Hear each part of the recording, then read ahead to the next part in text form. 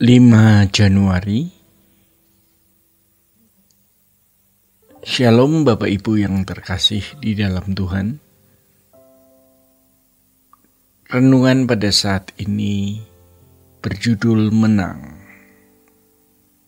Banyak pendapat yang mengatakan bahwa tidak mungkin selama hidup di bumi seseorang bisa mencapai kesempurnaan. Bukan hanya jemaat awam yang mengucapkan, namun juga pembicara di mimbar. Padahal Tuhan Yesus jelas berkata, "Karena itu hendaklah kamu sempurna, sama seperti Bapa di surga sempurna." Ketika Tuhan Yesus mengucapkan kalimat ini di Matius 5 ayat 48, Yesus sedang menjelaskan hukum yang diberlakukan bagi orang beragama pada umumnya. Dan hukum yang dikenakan bagi anak-anak Allah. Tuhan Yesus membuat perbandingan. Jadi ini konteksnya adalah kehidupan di bumi, bukan kehidupan di tempat lain, apalagi di surga. Di ayat sebelumnya Yesus berkata, "Kamu telah mendengar firman, kasihilah sesamamu manusia dan bencilah musuhmu. Tetapi aku berkata kepadamu, kasihilah musuhmu dan berdoalah bagi mereka yang menganiaya kamu." Kalau bagi orang dunia, membunuh itu menghabisi nyawa. Tapi bagi orang Kristen, membenci sudah merupakan pembunuhan. Bagi orang dunia, standar hukumnya yang namanya berzina itu melakukan hubungan badan dengan orang yang bukan pasangan hidupnya atau yang belum resmi sebagai suami istri.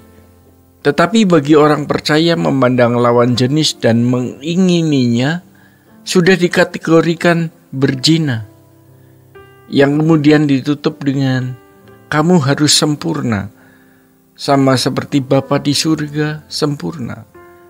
Dan kalau kita membaca ayat-ayat sebelumnya, Tuhan membandingkan agama pada umumnya dan perilaku atau standar moral bagi anak-anak Allah. Jadi, sempurna yang harus kita capai itu bukan nanti di surga atau di tempat lain, melainkan sekarang ini, di bumi ini, di tempat kita masing-masing. Bapak Ibu yang terkasih di dalam Tuhan, ini harus kita camkan dulu. Kita harus menerima ini. Jangan kita disesatkan oleh pandangan dunia yang sebenarnya itu dari kuasa kegelapan. Tuhan Yesus sendiri yang berkata ini. Sekarang yang kita harus tahu adalah apa sebenarnya pengertian sempurna itu. Kebenaran ini harus kita pahami sehingga mewarnai hidup dan mengubah kita. Karena tidak ada yang lebih penting selain kesempurnaan. Yang kemudian Tuhan Yesus berkata di pasal berikutnya, kumpulkan harta di surga, bukan di bumi. Harta di surga adalah kehidupan kita yang berkenan kepada Allah, yang itu menjadi milik kekal kita. Dalam teks lainnya, kata sempurna ini adalah teleios. Teleios atau sempurna itu ternyata memiliki banyak pengertian. Yang pertama, sempurna itu artinya lulus. Jadi seperti sebuah pergumulan yang membuat seseorang bisa memenangkan pergumulan itu sehingga lulus. Itulah sebabnya kata teleios juga bisa berarti menang. Maka teringatlah kita dengan apa yang dikatakan oleh Tuhan Yesus di dalam kitab Wahyu berkali-kali. Dan setiap surat yang ditulis kepada jemaat-jemaat ada kata menang. Ada perjuangan yang harus kita lakukan untuk membuat kita mencapai apa yang Allah atau Tuhan kehendaki, yaitu kita menang. Namun tanpa kita sadari, ada insight atau pemahaman yang diajarkan keliru kepada kita. Mungkin dia tidak bermaksud mau menyesatkan, karena dia juga tidak mengerti seakan-akan Yesus yang membuat kita menang dan kita tidak perlu melakukan perjuangan. Yesus membuat kita menang, tapi berupa pemberian potensi untuk menang. Yesus menang untuk dirinya, demi supaya kita bisa mencapai kemenangan. Jadi kita tidak bisa mendompleng kemenangan Tuhan Yesus.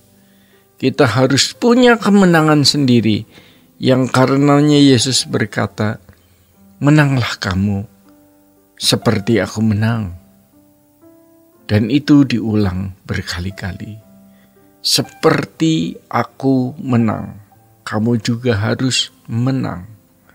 Ironisnya, banyak orang Kristen berpikir bahwa ketika Yesus menderita, mati di kayu salib dan bangkit, itu adalah kemenangan Yesus yang membuat kita otomatis bisa ikut menang bersama Dia. Taat sampai mati, bahkan mati di kayu salib, sehingga Dia menjadi pokok keselamatan, seperti yang dikatakan Ibrani 5 ayat 7-9. Walaupun Dia adalah anak, tapi Dia tidak mendapat kemudahan untuk menang. Yesus menaikkan doa dengan ratap tangis kepada Bapa yang berkuasa menyelamatkannya dari maut. Artinya, yang berkuasa membangkitkan dirinya, Dia harus bergumul. Bapak Ibu yang terkasih di dalam Tuhan, dan memang Alkitab berkata, Bapa membangkitkan Yesus karena kesalehannya. Jadi bukan karena mentang-mentang Dia adalah anak Allah, lalu dibangkitkan. Itu enggak fair, itu nepotisme, ya. Tapi karena kesalehannya, maka Dia dibangkitkan. Dikatakan juga bahwa dalam hidupnya sebagai manusia, Ia telah mempersembahkan doa dan permohonan dengan ratap tangis dan keluhan kepada Dia yang sanggup menyelamatkannya dari maut, yang bisa membangkitkannya, dan karena kesalehannya Ia telah dibangkitkan, didengarkan doanya. Yesus bangkit bukan karena Allah sekedar membangkitkan tanpa tatanan dan tanpa aturan. Dan karena Dia dibangkitkan, maka Dia menjadi pokok keselamatan. Bapak Ibu yang terkasih dalam Tuhan, demikian kebenaran pada saat ini. Tuhan Yesus memberkati. Sola Gracia.